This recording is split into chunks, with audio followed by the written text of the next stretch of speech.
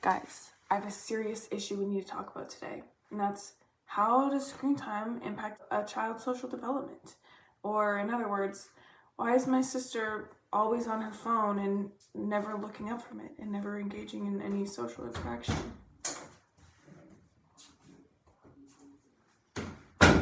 Well, I picked this topic because this is something that we're living through day to day, not just with kids, with parents. Everywhere you look, people are glued to their phones. Nobody is engaging in any sort of social interaction.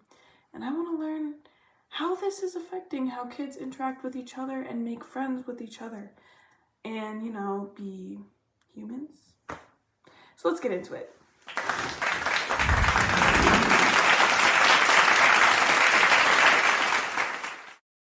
So the first study that I looked at is called Patterns of Parent Screen Use, Child Screen Time, and Child Socio-Emotional Problems at 5 years. This one is pretty interesting because it doesn't just look at the kids' screen use, it also looks at the parents. So in this study, over 800 families in Canada were studied, and the researchers found 6 distinct different types of parent screen use, from super low users to extremely high screen time users.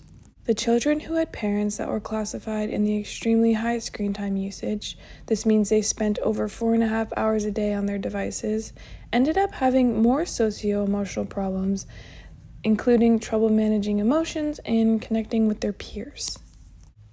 The biggest issues seem to be handheld devices like phones or iPads. The researchers in this study called this technoference, so this is when parents are focused on their phones and not with real-life emotional connections with their children. This kind of creates an emotional do not disturb sign from the parent to the child. This disconnection might lead to children's dysregulation of emotions. That's some interesting information, but it doesn't really tell me everything I need to know about why my sister's always on her phone. I'm still left wondering, so we're going to take this from Canada and head over to Taiwan to talk to Ma, Li, and Chen because they did a study in 2024 on 2,000 Taiwanese children and how screens are affecting their social development. So we're just going to quickly head over there. Wow, it is much warmer here than it is in Canada. So this study focused on the same children over a period of time, ages 3 until they were 5. The aim of this study was to uncover the effects of engagement of parents with their kids and then how this affects their social competence. The researchers were trying to find a mediator in the situation between parenting and social skills. This study kind of found that kids learn better in social learning situations compared to learning from their devices. You can't learn empathy from Baby Shark or watching an episode of CoComelon. This is called the video deficit effect. Here's what the study found. Kids whose parents were less engaged at age 3 spent more time on screens at age 4. Which then led to having lower social competence by the age of 5, concluding the longitudinal study of the kids from ages 3 to 5. So pretty much when parents are engaging less, the kids end up spending more time on their screen. They do this to replace the lack of connection that they feel from their parents.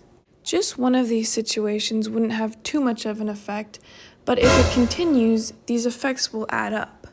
So once again, it isn't just about how much time the kids are spending on their screens, it's also about how much time their parents are spending on their screens and then the amount of connection they're missing with their child. This study was a longitudinal design.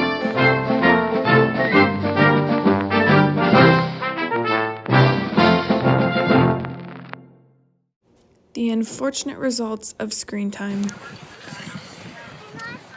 Come on, guys, let's see.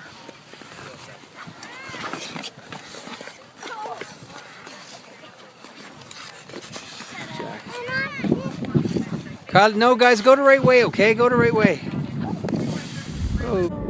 Maybe there is hope for my sister.